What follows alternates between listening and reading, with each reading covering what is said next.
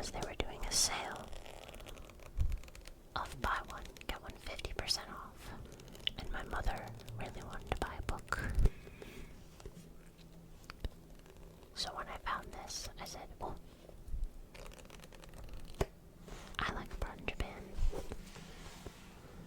Why not get his book? But it is taking me forever to get around to reading the book. And since I received 11 books for Christmas this year, I need to pick up the pace of my reading. Otherwise, my backlog is never going to end. So without further ado, let's get into the book choices.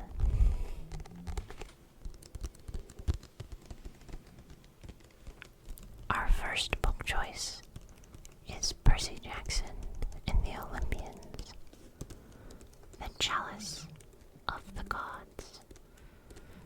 Now you might be thinking, Iris,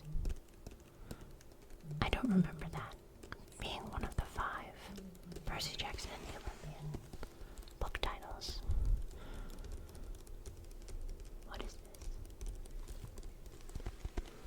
So apparently, Rick Riordan is writing a sequel series to the Olympians. So it follows Percy, Annabeth, and Grover after the course of the Roman books and the original Greek books. And Percy Jackson was a huge part of my childhood. So I knew when there were new Percy Jackson books, I had to get them.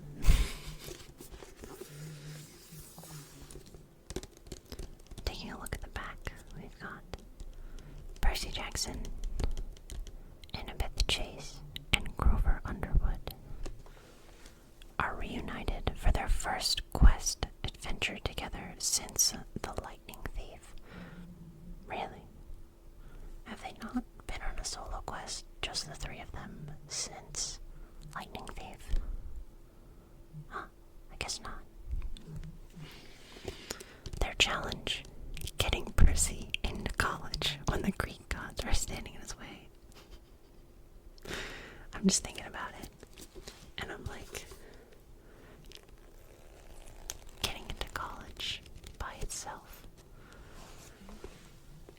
is a nightmare. And now you're throwing Greek deities into the mix. All because you told them, hey, pay attention to your kids and don't abandon them. And they got real busy about that.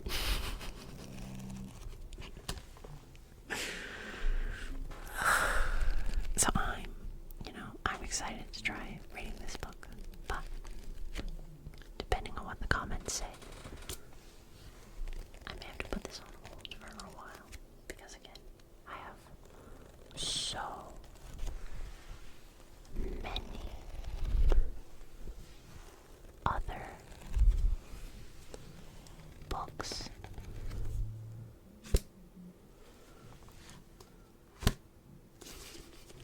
Also, if you can tell, this is a hardcover, which I think is the only hardcover book out of all of them that I have here, which is interesting.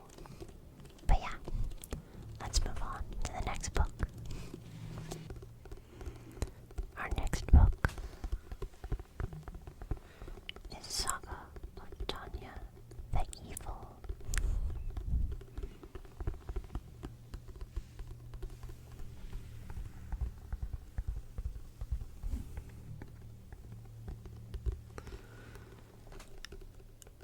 To those familiar with the series, I have watched the anime,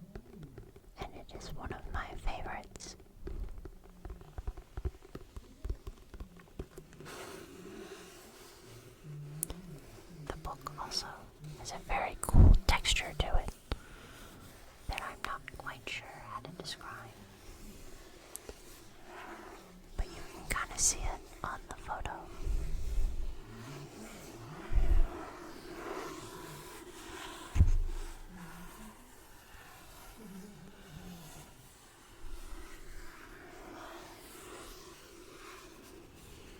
To those unfamiliar with the series,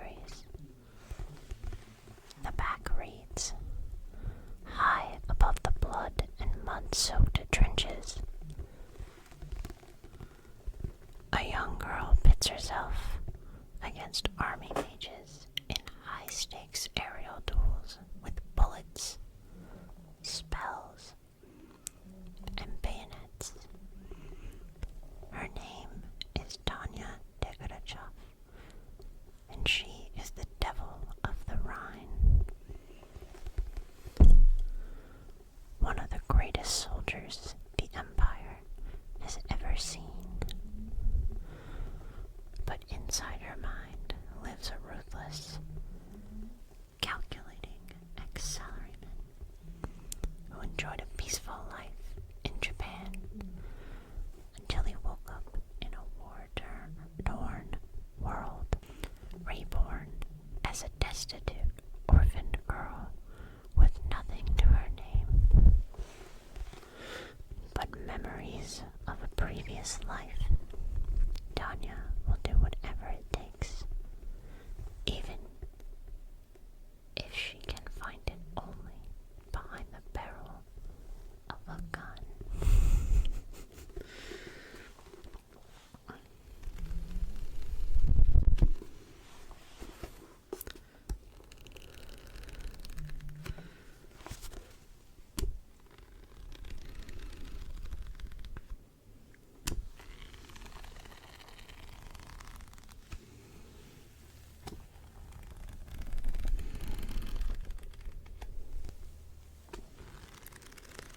This series is honestly so much fun. And to those who haven't seen the anime, I highly, highly recommend. And to someone who was forced to go to Catholic school all of their life and is deeply atheist, the pervasive mood of Tanya, which is, fuck you, I'm not even gonna consider you God. You're just being X, and my entire life is to spite you. I really appreciate the series. Plus, it's got cool magic and people flying around and shooting people, which is always very cool.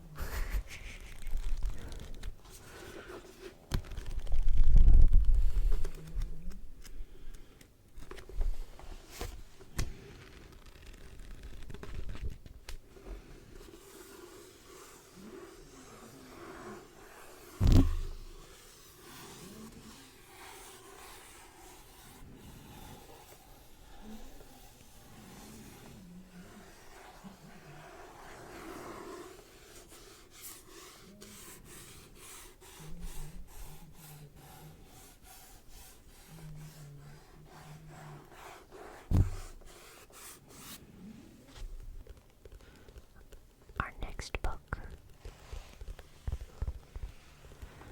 is the case study of Vanitas.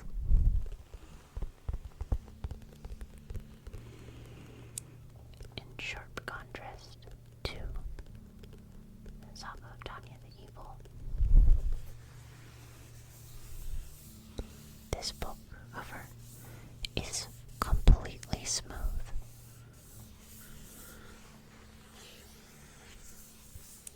Surprisingly so. Like, I'm actually having some difficulty generating enough noise by tracing the cover.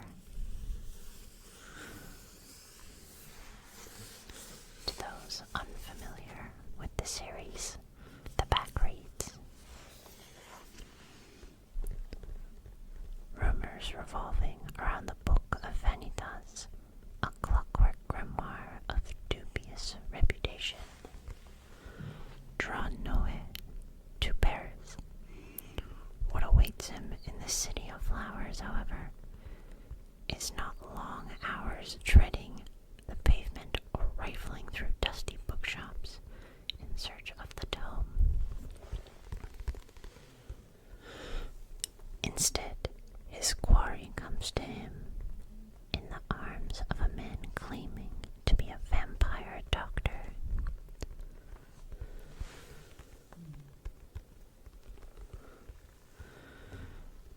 Thrust into a conflict that threatens the peace between humans and vampires,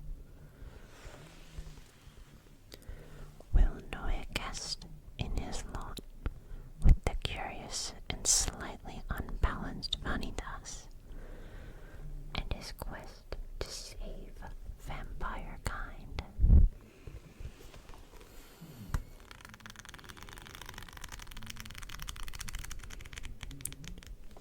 Ooh.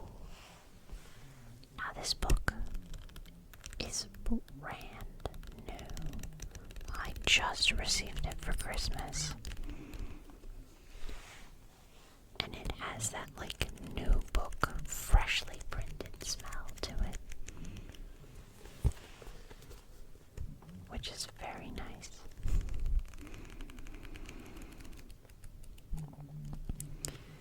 Now, I have watched the entirety of season 1, and I loved it very much. I have also heard the author will begin publishing the manga for new content after an extended hiatus. So, now is a good time for me to catch up, refresh, and be ready for the new content. Now, to those who heard that this is a vampire book and you don't really have any interest in biting, after consuming this series, you most definitely will.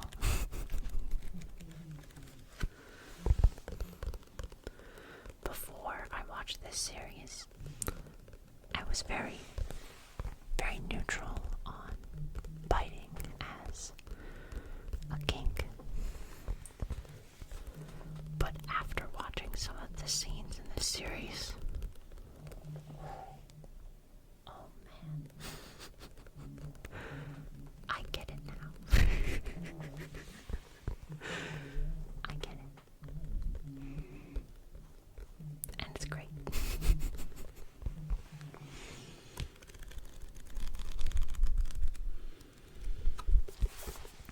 Now, what is also interesting is that I have books 1 through 4 of this series in English, but I also have book 1 in Japanese, and I think in a later series, know what am I talking about? In another video, I will do a Japan version of this video and go through all of my books that I have in Japanese that I use for reading practice. And you guys can help recommend which one I should read next for those.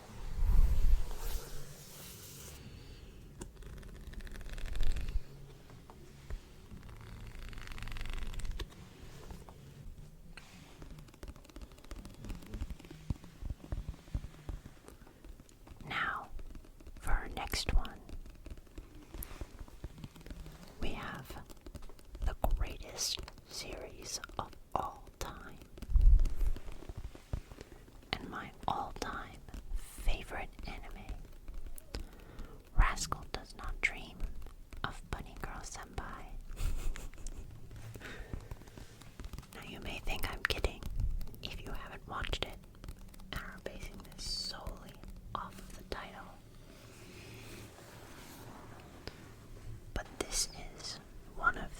the most impactful pieces of literature I have ever consumed. Ria Fatama is and always will be my waifu. So, what's interesting is that I have both the manga and the light novel, but they have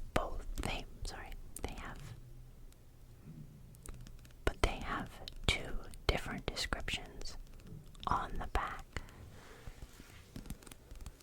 So you'll have to let me know which one I should read, whether it's the light novel or the manga. The back of the manga reads, "Forget what you saw today. There is something odd about Sakta Asakawa." An acerbic.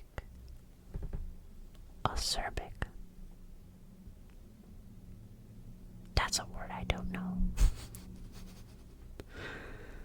What does acerbic mean?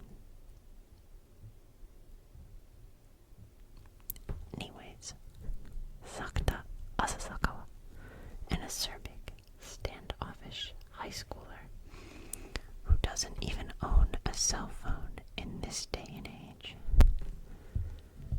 And perhaps strange things happen to strange people, which is why on the last day of Golden Week holiday, in a tranquil library, he meets a wild bunny girl. With that unforgettable encounter, their bizarre and mysterious love story begins. We also have the light novel here, which the back reads, "Out of sight, out of mind.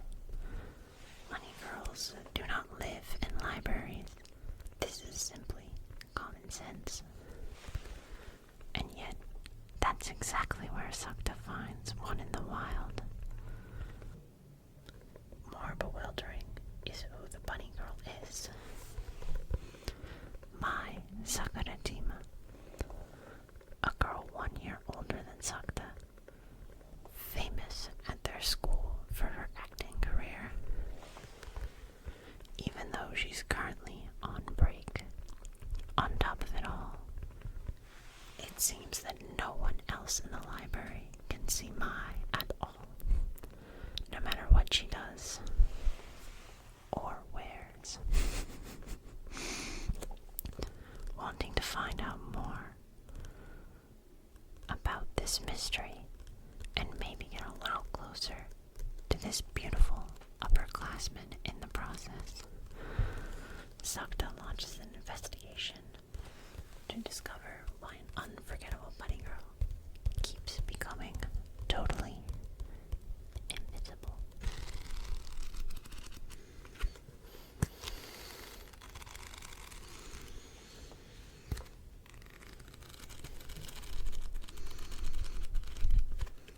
Now I will reiterate. The title of the series is clickbait. It is not some degenerate bunny girl series through and through. There is a little bit, but it's not the focus. And it is genuinely a very emotional and heartfelt story, which I highly recommend to anyone.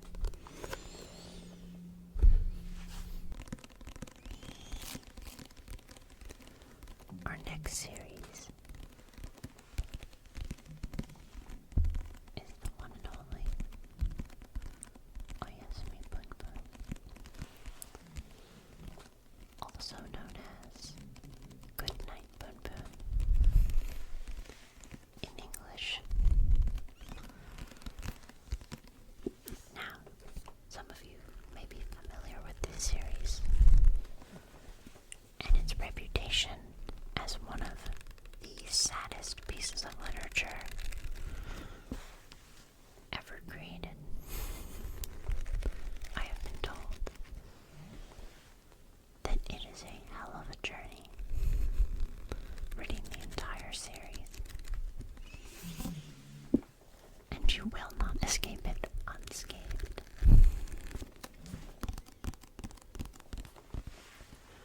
But I have yet to read it. However,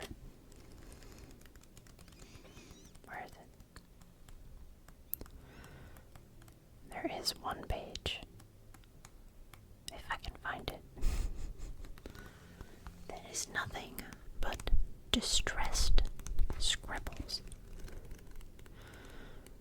And I find a page. Oh, there it is. One page. What page is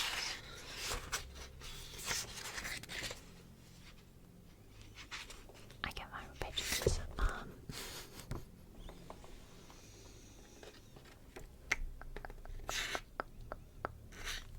220. 4 and 5, I think. It is nothing but distressed scribbles. And I am concerned. But to those unfamiliar with the series, the back reads, Meet Bunbun Bunyama. He is an average kid in an average town. He wants to win a Nobel Prize and save the world. He wants the girl he has a crush on to like him back. He wants to find some porn, apparently. Okay then, that's what he wants. But what does he get? I guess, yeah, this is supposed to be based on a young boy, and that would be one of his goals in life. Okay then. This series is clearly written before the age of the internet, which makes things extremely accessible.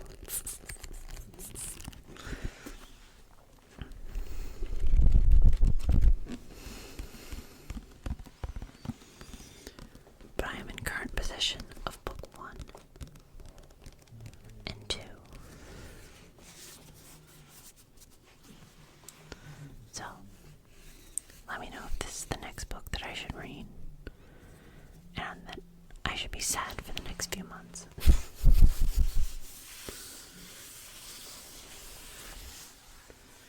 It's also interesting that the little bird ghost thing, whatever Boon Boon is, that it's a different texture from the rest of the book. Like it's a very smooth kind of plastic material,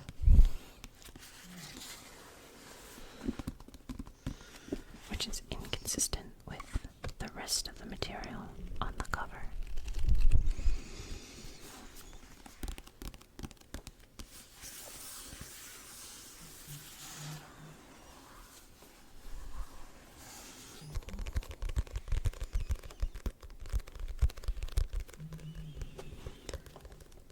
Our next book is Bloom Into You, which is a series that I have read in its entirety before. However, I would have no complaints about reading this again because I love it so much.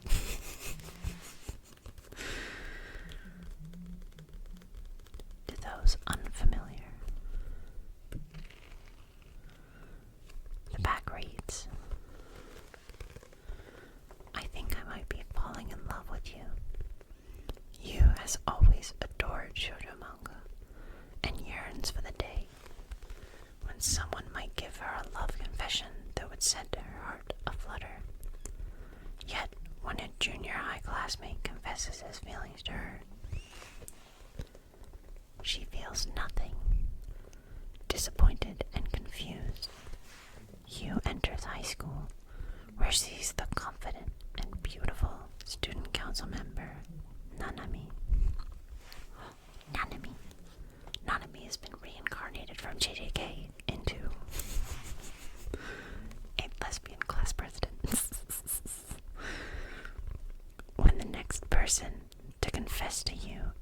astronomy herself.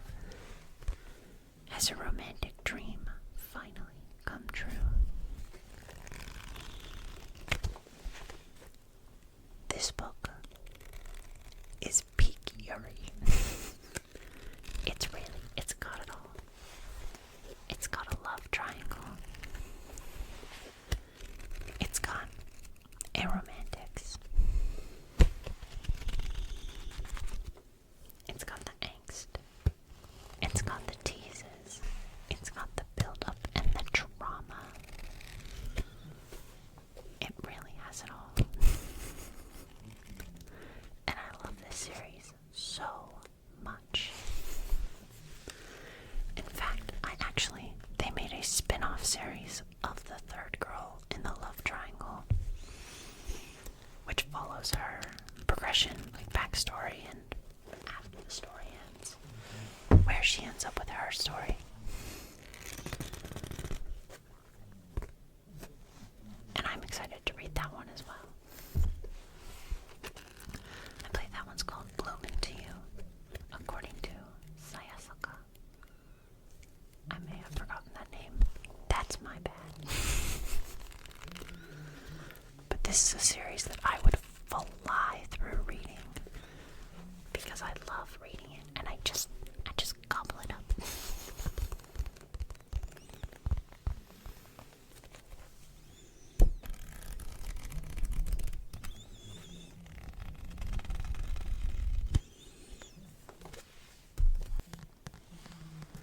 Our second to last book is the Egyptian Book of the Dead. I have read this book before, many years ago.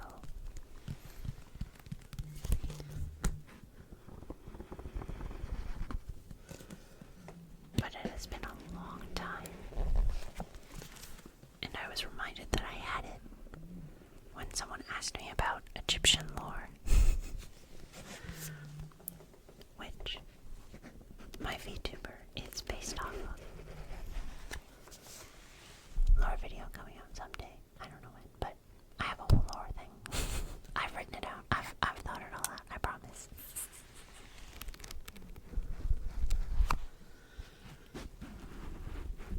Now this book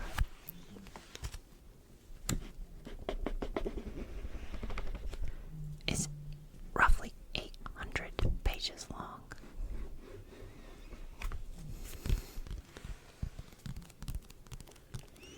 It's truly so long. It consists largely of prayers and songs and hymns to be sung at one's death rites. However, it is, in fact, very interesting.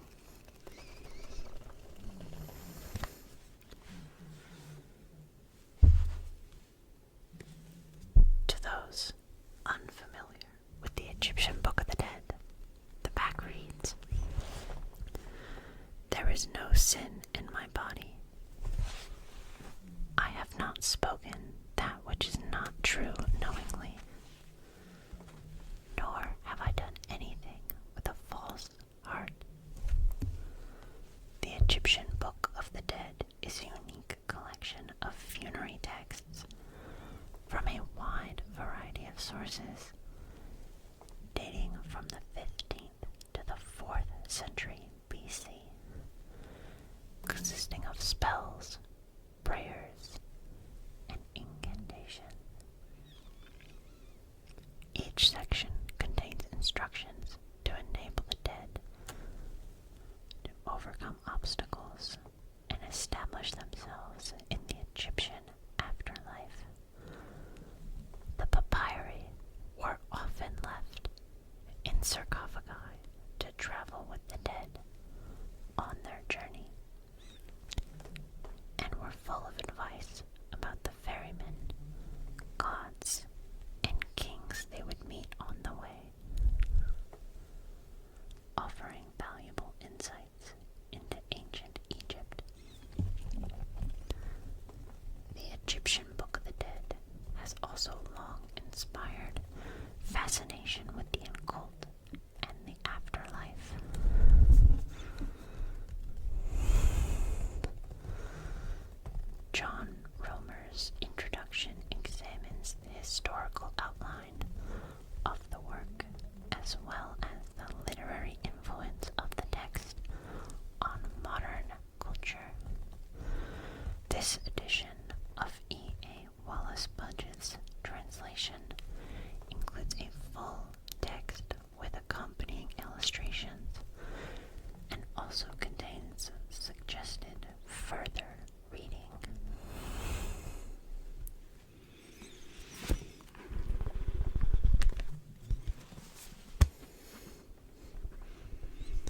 must reiterate, this book is truly so long.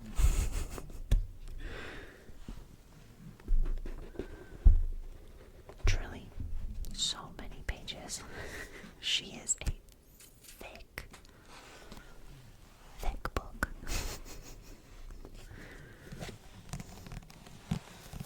But if enough people are like Lady Osiris, you have to read the Book of the Dead, and you have to tell us about it. You must teach us about Egyptian mythology from the source.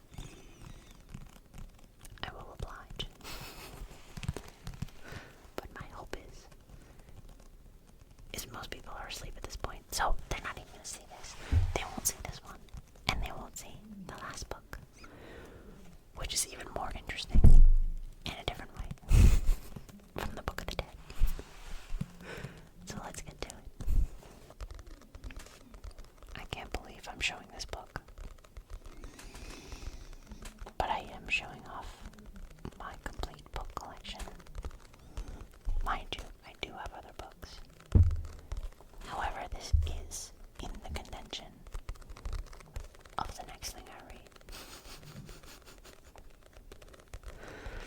So for the sake of not getting demonetized, I will refer to this title as Asami-chan is interested in lesbian establishments. Oh, goodness. Is the cover too much? Do I need to censor it? Maybe.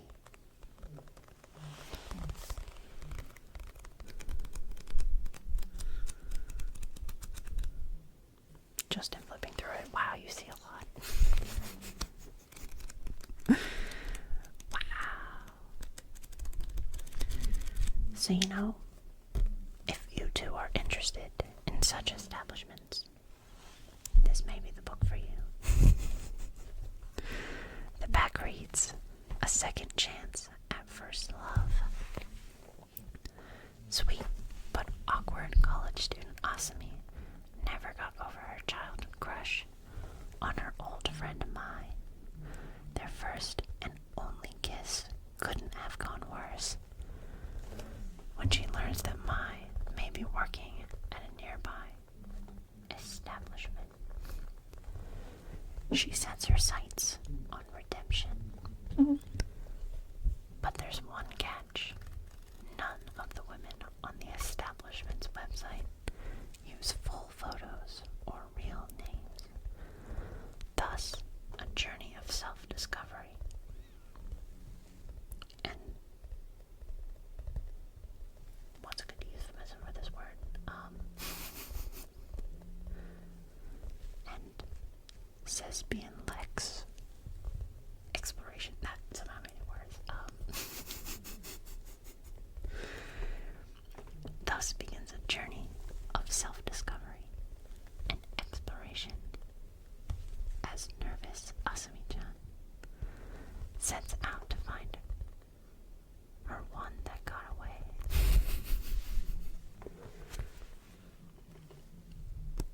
Look, I have read volume 1 through 3.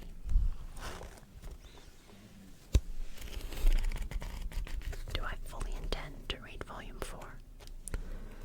And then read the series again? Yes. Yes, I do. Now my hope is that this video is just so long that nobody made it to this point and nobody is seeing that I read this.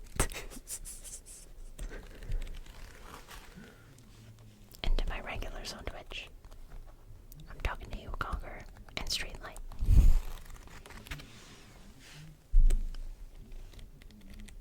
I knew you guys liked this. Don't you dare try and shame me for this. And specifically to Streetlight, I hope you've enjoyed the whispering